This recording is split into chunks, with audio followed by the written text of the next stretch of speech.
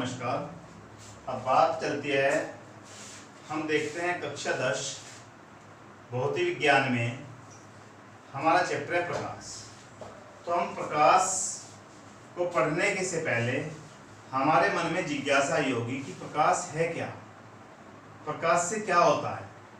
अब सबसे पहली बात आती है कि प्रकाश कहाँ से आया। प्रकाश पहली बात तो दो तरह से, एक प्राकृतिक स्रोत होता है और एक कृत्रिम स्रोत होता है। अब प्राकृतिक स्रोत क्या है, प्रकाश कहाँ से मिल रहा है हमें। एक तो हमें सूर्य से मिल रहा है जो प्राकृतिक स्रोत है, जो हमें सीधा सूर्य दे रहा है, वो सूर्य का अपना प्रकाश है। ऐसे ही तारे हैं, तारों का प्रकाश भी क्या है, प्राकृतिक स्रोत है।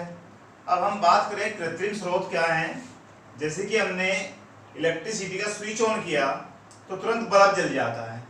अब बल्ब का जलना हमारे लिए क्या होगा, प्रकाश हो गया। अब इस तरह से हमें जो उजाला हुआ ये प्रकाश होता है। कहाँ से मिला, प्रकृति से मिला, और कृत्रिम रूप से भी। हमें टॉर्च है, हेडलाइट, हमने गाड़ी की हेडलाइट जला दी तो एक कृत्रिम स्रोत है। अब इस प्रकाश से क्या होता है, तुम रात को बिल्कुल अंधेरा हो, आपको कुछ भी वस्तु दिखाई नहीं देती, फिर हम क्या करते हैं, इसका मतलब ये हो गया कि प्रकाश एक प्रकार की ऊर्जा है। प्रकाश क्या है भाई, एक प्रकार की ऊर्जा का ही रूप है। अब बात आती है जिससे हम क्या कर सकते हैं, उस प्रकाश से हम क्या कर सकते हैं। उस प्रकाश से हम बहुत सारे काम कर सकते हैं। सबसे पहला काम हम किसी वस्तु को देखने का करते हैं, जिससे हम देख सकते हैं किसी वस्तु को, यह भी प्रकाश ही है। फिर आता है प्रकाश से हम बहुत सारे काम करते हैं, जैसे कि सोलर कुकर ही है। सोलर कुकर में सोलर सेल से हमने क्या किया, सूर्य की ऊर्जा को, प्रकाश को किस में बदल दिया, विद्युत में बदल दिया। तो ये भी क्या है, प्रकाश की कई कार्य हो रहा है, प्रकाश से ही कार्य हो रहा है। तो इसका मतलब प्रकाश एक प्रकार की ऊर्जा है। अब बात आती है कि हमें वस्तुएं दिखती है, ये वस्तु दिख रही है। मान लिया जाए मैं, ये डस्टर है, ये डस्टर मुझे दिख रहा है। ये डस्टर मुझे कैसे दिख रहा है, कहोगे, तुम सोचोगे कि हमने आंख से देखा, ये दिखना शुरू हो गया। परंतु हम कैसे पता लगा, जैसे कि अंधेरा कर दी जाए कमरे में, या रात का अंधेरा हो तब भी दिख जाएगा, नहीं दिखेगा। तो इसका मतलब जब यहाँ पर प्रकाश है जब दिखेगा। अब प्रकाश से हमें कैसे दिखा, उस बात को सोचते हैं। ये प्रकाश इस वस्तु पर गिरा, और इस वस्तु पर गिरने के बाद हमारी आंखों में आया, तब यह हमारी आंखों में आता है, तब हमें यह वस्तु दिखती है। यह प्रकाश इस पे गिरकर और परावर्तित होकर हमारी आंख में आया, तब हमारी आंख ने इस वस्तु को देखा। अब बात आती है कि प्रकाश के, अब आपके यहाँ छोटे छोटे पॉइंट है, बहुत ज्यादा तो डिटेल्स में आगे पढ़ोगे। प्रकाश के गुण, प्रकाश के गुण क्या है। अब हम देखते हैं कि भाई प्रकाश सूर्य से हमारे पास तक आया, और सूर्य से हमारे पास तक आने में कोई भी किसी प्रकार का हमने कोई माध्यम तो है नहीं कि वहां से यहाँ तक आने में हमारे पास कोई माध्यम है।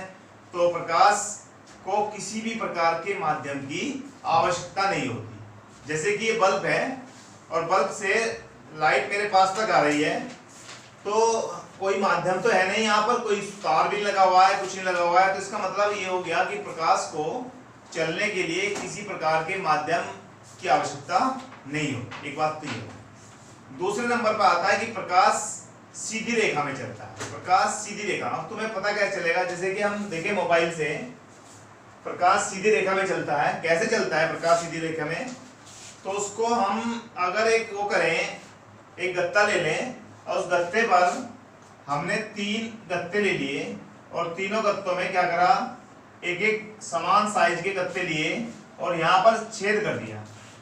इन गत्तों को हम इस प्रकार से लगा लें, इस प्रकार से एडजस्ट कर लें कि ये सामने एक ये रखा है, इसके आगे एक और रखा है, और दो उनमें छेद कर दिया है। और हम अगर लाइट अगर ऐसे लगाएं इस पर, तो ये प्रकाश सीधी रेखा में चलता है, कहीं भी मुड़ता नहीं। अब बात आती है कि प्रकाश कब तक नहीं मुड़ता, भाई सीधी रेखा में चलता रहेगा, कब तक चलेगा भाई, कहीं ना कहीं तो प्रकाश मुड़ भी रहा।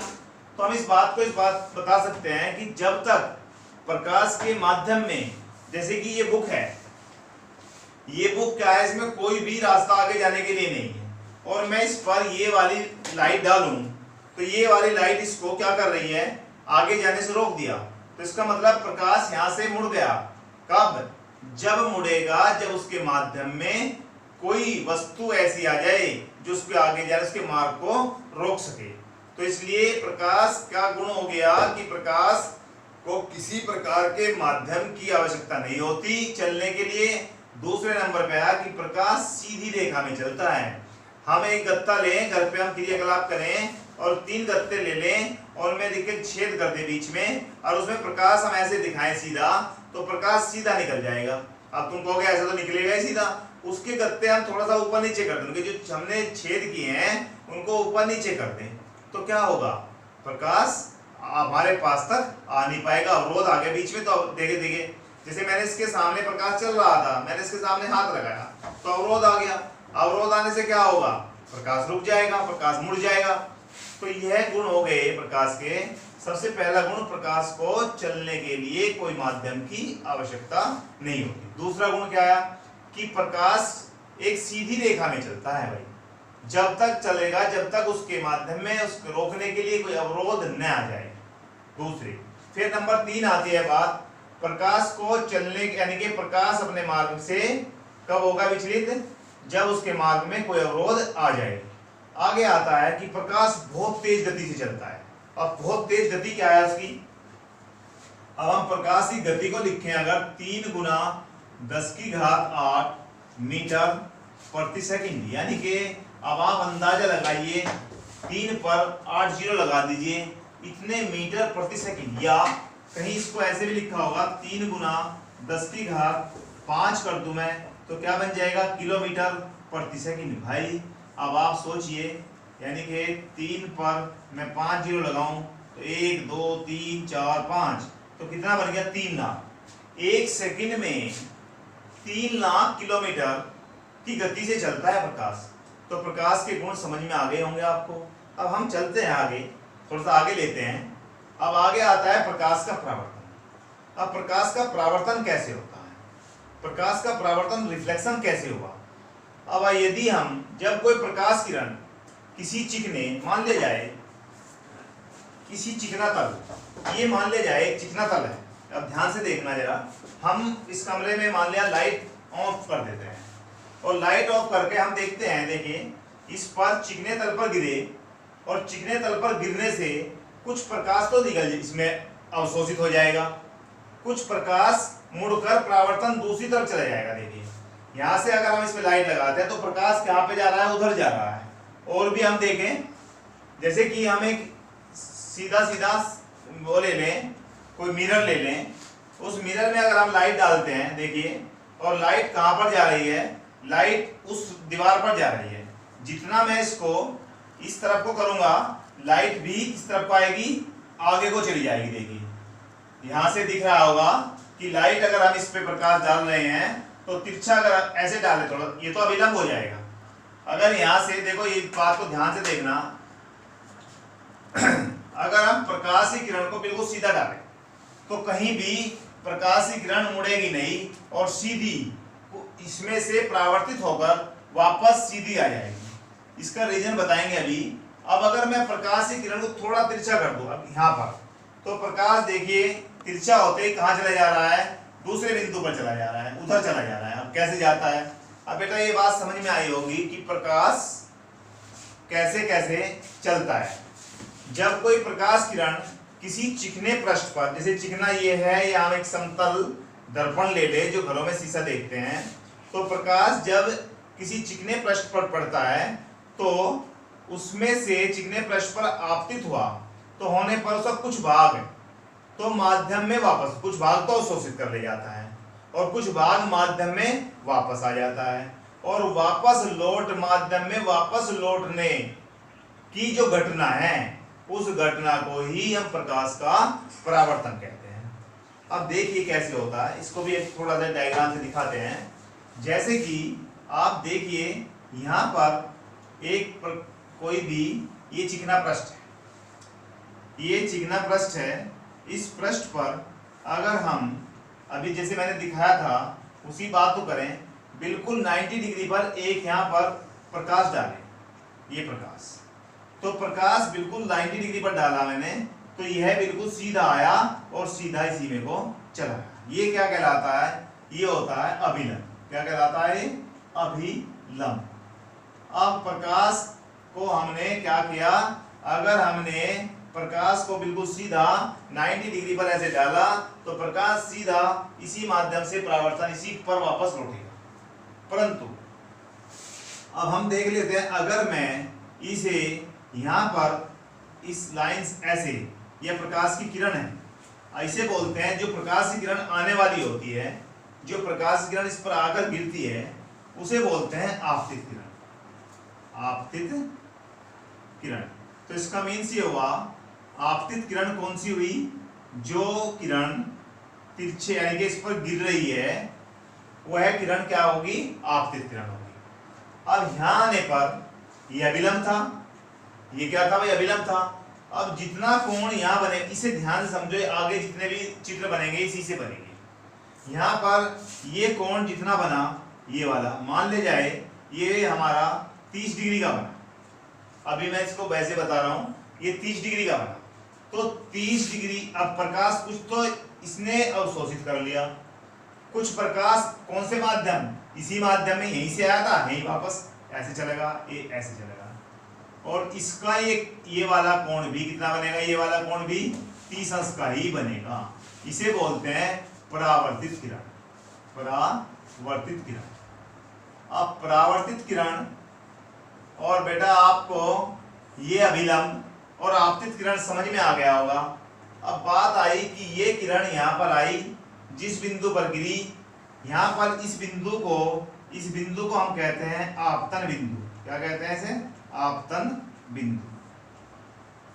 अब आपतन बिंदु भी पता चल गया हमें, आपतित किरण पता चल गया और परावर्तित किरण पता चल गया। अब मैं थोड़ा सा आपको एक और माध्यम से बताता हूं कि अगर मान ले जाए हम यही चित्र लें, इसमें जैसे कि आप देख रहे होंगे, ये मेरे पास एक मिरर है, कोई भी दर्पण है, ये मान लीजिए आपका परावर्तक पृष्ठ है। इस परावर्तक पृष्ठ पर ये वाला यहाँ पर अभिलंब है, ये देखिए यहाँ पर सीधा आया, सीधी किरण आई, ये किरण आई सीधी चली गई, तो ये क्या हो गया, अभिलंब हो गया। अब यहाँ से आइए, यहाँ से मैं इसमें एक तिरछी किरण डालता हूँ यार, ये वाली किरण, ये वाली किरण, तो जितना ये एंगल बन रहा है उतने ही एंगल से ये वाली किरण वापस लौट जाएगी। अब कैसे बना चित्र, देखिए ध्यान दीजिए, ये तो अभिलंब हो गया, ये किरण आने वाली होगी आपतित किरण, और ये वाली किरण क्या हो गई, ये वाली किरण हो गई परावर्तित किरण।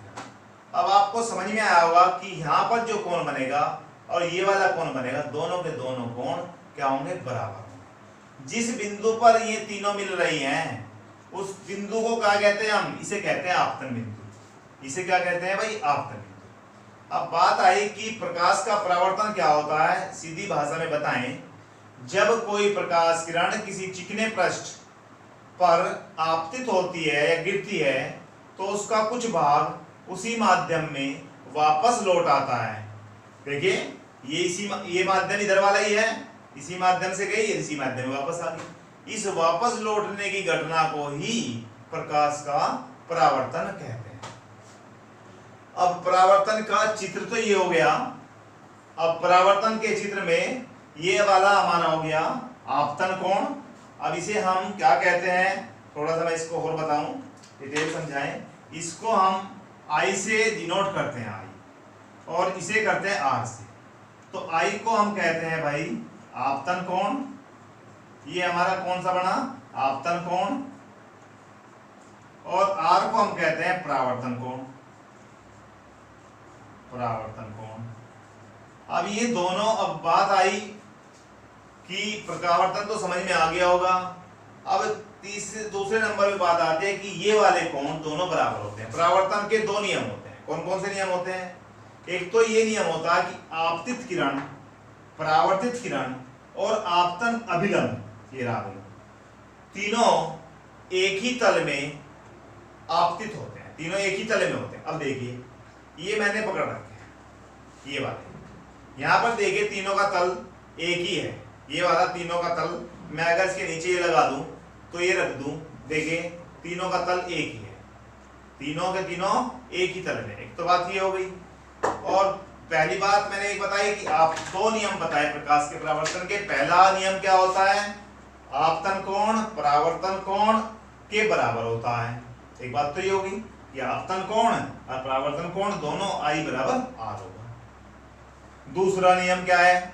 दूसरे नियम में है आपतित किरण, परावर्तित किरण, और आपतन यानी कि आपतित किरण है आपतन बिंदु पर अभिलंब है, ये आपतन बिंदु पर अभिलंब, और परावर्तित किरण, तीनों की तीनों एक ही तल में होती है। जैसे मैंने दिखाया कि यहाँ पर देखें, एक ये हो गया, ये बीच में आ गया, और ये वाला आपका